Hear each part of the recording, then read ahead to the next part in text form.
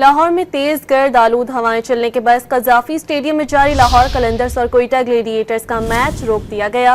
Pitch को भी cover से ढांप दिया गया है। कजाफी स्टेडियम के करीब LCCA ग्राउंड में पेशावर ज़ल्मी का प्रैक्टिस सेशन भी आंधी की वजह से मुतासिर हो गया। ताज़ा तरीन सूरत हाल जानते हैं। डॉन न्यूज के नुमाइंदे गुलाम मुर्तजा हमारे साथ लाइन पर मौजूद हैं। गुलाम मुर्तजा, बताइएगा, मैच को रोक दिया गया है? जी, लाहौर में तेज गर्द आलूद हवाएं चली और उसके बाद बारिश का सिलसिला शुरू हुआ।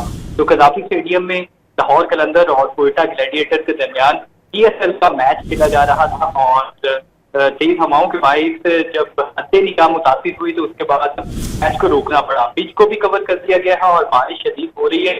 साथ ही LCCA ग्राउंड पर पेशावर ज़ल्मी का प्रैक्टिस सेशन जारी था, लेकिन वहां पे लगे खेमे भी उखड़ गए इस बारिश तेज आंधी की वजह से।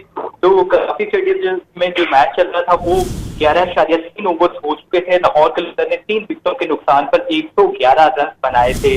तो अभी मैच दोबारा शुरू होना मुश्किल दिखाई दे रहा है क्योंकि लाहौर में तेज बारिश का सिलसिला शुरू हो चुका है। जी, बारिश का सिलसिला शुरू हो चुका है, मैच कंटिन्यू होना मुश्किल लग रहा है। गुलाम मुर्तजा ने तफसीलात फराहम की। शुक्रिया गुलाम मुर्तजा।